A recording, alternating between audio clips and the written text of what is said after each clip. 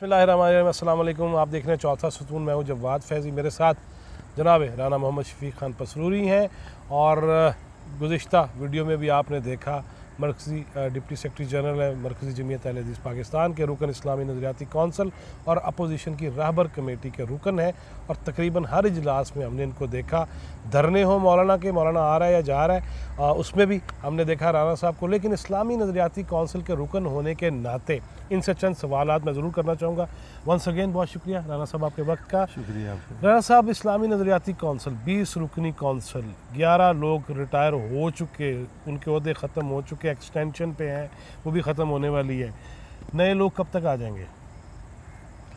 देखें, उसमें नए लोग जो हैं वो या तो हुकूमत की तरफ से आते हैं। असल में इसका तरीक़ाकार ये है कि वजारत कानून बनाकर भेजती है एक लिस्ट। ओके।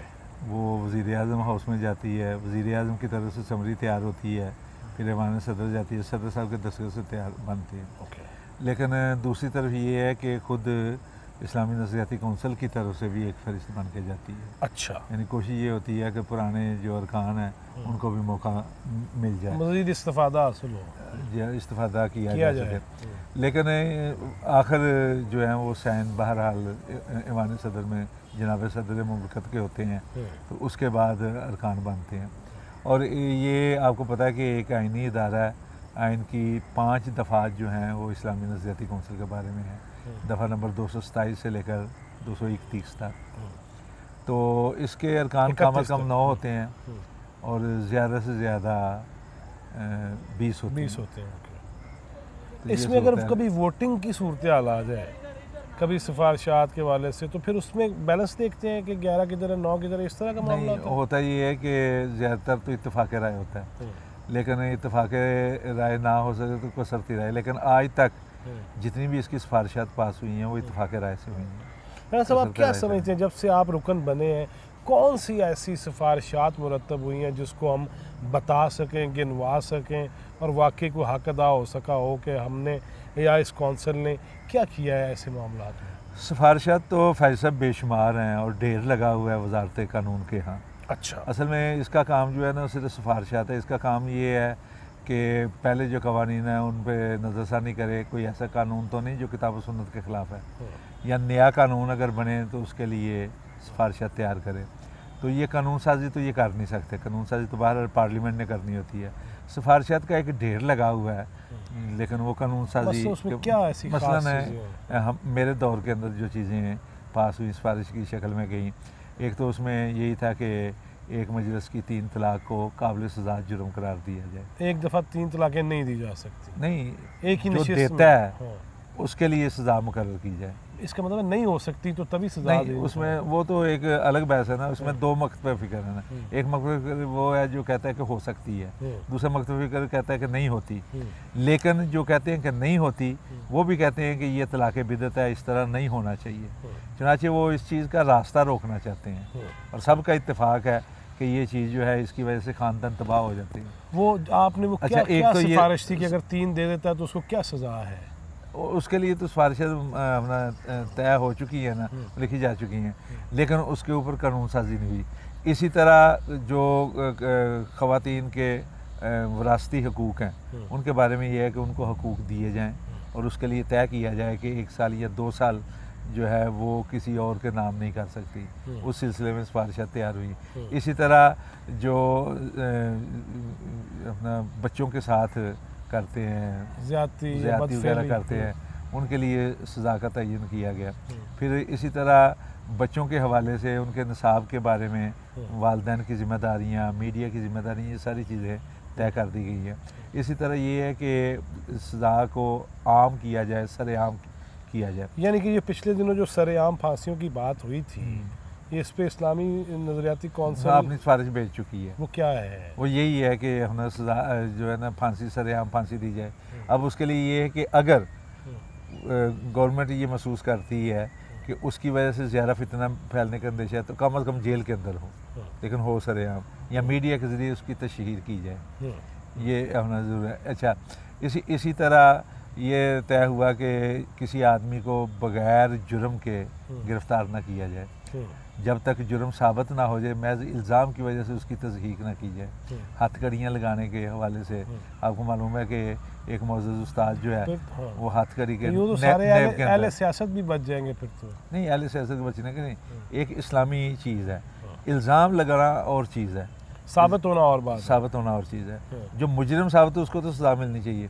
महज इल्ज़ाम की वजह से किसी की तस्लील करना कि आप उसके मीडिया ट्रायल करते चले जाते हैं, उसको जलील करते चले जाते हैं, उसको बदनाम करते चले जाते हैं, तो वो निकू बन कर रह जाता है अपने बच्चों का सामने का। बाद में पता चलता है जी जुर्म था ही नहीं, बेगुनाह था, बाद में बाइज़्ज़त। लेकिन वो उसकी अपना बाइज़्ज़त बरी होने का फ़ायदा क्या हुआ? जब से पीटीआई हुकूमत आई थी, मोहतरम फवाद चौधरी साहब आपकी कौंसिल के पीछे पड़े हुए थे और वो चेयरमैन साहब के हवाले से भी और इस्लामी नज़रियाती कौंसिल के हवाले से भी अपने ख़यालात का इजहार कर रहे थे। पिछले दिनों किबला अयाज साहब की उनसे मुलाकात हुई है, तो अब मामला ठीक हो गया? नहीं, असल में फवाद चौधरी साहब को तसल जो है ना इस्लामी नज़रियाती कौंसिल के साथ है, ना उनको रोयत हलाल के साथ है। उनको एक फ़न है मीडिया में रहने का, तो उसके लिए काम करते हैं। चूँकि पहले वो रहे थे अपना मीडिया मिनिस्टर, क्या कहते हैं, इंफॉर्मेशन मिनिस्टर रहे थे, वज़ीर इत्तलात, तो वो उनसे कलमदान छिन गया था, तो साइंस के अंदर चले गए। हालांकि उनका कोई तुक नहीं बनता मीडिया के साथ, उनको तो साइंस के अंदर काम करना चाहिए, लेकिन उन्होंने रखा। लेकिन वो साइंसी एतबार से चांद देखने पे आपकी किताब भी है, चांद पे मैं वही अर्ज करने लगा, सिर्फ रमज़ान और सिर्फ ईद का चांद ही तुलू होता है, चांद तो 12 महीने थ्रू होता है, तो बाकी महीनों में फवाद साहब तो कहीं नज़र नहीं आते। यानी जिसके साथ लोगों की दिलचस्पी होती है उस पर उन्होंने बात करनी होती है। तो साइंसी तरक्की करें, साइंस के अंदर काम करें। अब देखें ना, कोरोना आया था तो उसके लिए वेंटिलेटर बनाए, उसके लिए वैक्सीन बनाए, तो बना दें, ठीक है, उसकी तरफ अपना काम करें, अपना काम। तो इसी तरह नज़रियाती कौंसिल के साथ उनको था, लेकिन बाद में मामला ठीक भी हो गया। मुझे ये बताइएगा कि इस्लामी नज़रियाती कौंसिल की आप जिस तरह फरमा रहे हैं कि इतनी सिफारिशात, लेकिन अगर कानून नहीं बनना तो क्या फ़ायदा फिर? देखिए, हम तो अपना काम कर रहे हैं, देखना तो ये है कि बाकी, क्योंकि मैंने माजी में भी नहीं देखा कि किसी हुकूमत ने इसको संजीदगी से लिया, और ना मैं मौजूदा हुकूमत को। नहीं, संजीदगी से तो लेना चाहिए, एक आइनी अदारा है और इसके ऊपर ख़र्च भी होता है, जिस तरह अपना आप जानते हैं। उसके लिए मुअज़्ज़ज़ अरकान भी मौजूद हैं, वो मेहनत भी करते हैं, काम भी होता है, फिर बाकायदा रसायल भी छपते हैं, सिफारिशात भी मौजूद हैं, सारा कुछ होता है। अब उस पर कानून साजी होनी चाहिए। हमारे हम बदकिस्मती से ये सूरत हाल है कि हम हालात के मुताबिक कानून बनाते चले जाते हैं, हालांकि कानून होते हैं मुस्तकिल, तादेर रहने के लिए, पायदार किस्म के। हमारे यहाँ होता ही है कि कोई वाक़या पेश आ गया तो उसके मुताबिक बना दिया जाए। कोई अब देखे ना मोटरवे पे जो वाक़या हुआ खातून के साथ, उसके बाद कहने लगे ये कानून बने, ये कानून बने, ये आपके भी सामने कि नामर्द कर दिया जाए, फलां कर दिया जाए। नामर्द की है इस्लाम में गुंजाइश? देखें, मसला तो ये है ना कि जो आदमी करता है फसाद फिल अर्ज़, उसके लिए सज़ा मुकर्रर है। दूसरे मसला सज़ा को कठिन करने का मसला ये कि सज़ा देने का है, कानून पे अमल करने का है। कितने कवानीन हैं जिन पे अमल किया जाए तो सारी बुराइयाँ खत्म नहीं, लेकिन कानून पे अमल हो तो फिर है ना। मैं फिर बार बार लोग भी ये पूछते हैं, मेरे जहन में भी आता है कि इतनी सिफारिशात, आपका बैठना, अर्क रेज़ी करना, उस पर घंटों बल्कि कई दिन बैठ जाना। आज भी आप अब्दुल्ला जो आए हुए हैं अफ़गानिस्तान से, उनसे मीटिंग आपकी हुई, उस पर गुफ्तगू हुई इलाकाई अमन के लिए, ये सारी इलाकाई अमन के लिए भी हुई है। और हमने उन्हें ऑफ़र भी की है कि चूँकि जो उनका माहदा हो रहा है ना तालिबान के साथ, उसमें ये शर्त है कि वो दीनी निज़ाम लाएंगे। और आप जानते हैं कि बहरहाल पाकिस्तान की निस्बत अफ़गान मुआशरा जो है उसके अंदर दीन से ताल्लुक़ कहीं ज़्यादा है। तो हमने उन्हें ये ऑफ़र किया कि चूँकि कोई ऐसा मामला नहीं है कि जिस पर इस्लामी नज़रियाती कौंसिल जो है काम नहीं कर चुकी, तो अगर आप चाहें तो हम आपके साथ ताउन कर दें। और उन्होंने इस चीज़ को कबूल किया। उन्होंने कहा कि ज़रूरत पड़ी तो हम आपसे रब्ता करेंगे। वो तो रब्ता कर लेंगे। मैं फिर आता हूँ कि क्या जो हुकूमत होती है, जो रियासत है, उसमें सिर्फ पैगाम पाकिस्तान को ही उछाला गया, मैंने जो देखा है, बाकी सिफारिशात पे उस तरह से मैंने नहीं देखा कि हुकूमती ज़ौमा या अपोजिशन इवन हो या अरकान पार्लियामेंट हो, उन्होंने भी इन सिफारिशात पे कुछ तवज्जो दी हो। देखें, इस्लामी नज़रियाती कौंसिल ने अगर काम नहीं किया तो फिर तो इस्लामी नज़रियाती कौंसिल पर सवाल खड़ा होता है। अब देखें ना कि पैगाम पाकिस्तान की आपने बात की है, तो वो भी तो इस्लामी नज़रियाती कौंसिल ने तैयार किया और करवाया।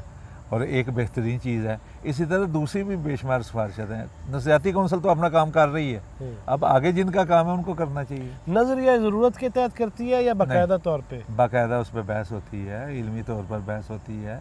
और अपना कई बार ऐसा होता है कि दूसरे मकतब फ़िक्र से तल्लक रखने के बावजूद अगर वो चीज़ देखते हैं दलाइल है तो उसको कबूल किया जाता है।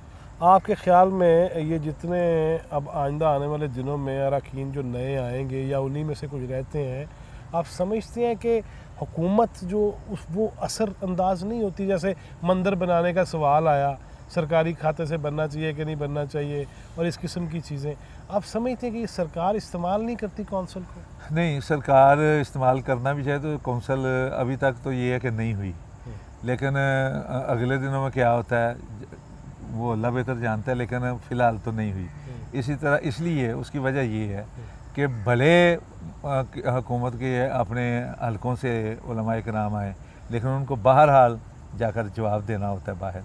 अल्लाह के यहाँ भी जवाब देना है, लोगों को भी जवाब देना है। जिस मकतबा फ़िक्र से ताल्लुक़ रखते हैं उस मकतबा फ़िक्र के जो मानने वाले हैं उनकी नज़रों के सामने आ जाते हैं, और अगर करेंगे तो वो भी लोगों के सामने आ जाएंगे, नहीं करेंगे तो वो भी लोगों। आपसे एक सवाल है, मिसाल के तौर पे चेयरमैन इस्लामी नज़रियाती कौंसिल के लिए डॉक्टर किबला याज हो, ताहिर महमूद अशरफी हो, मुफ्ती कवी हो या दीगर हो, किन्हों वोट दोगे?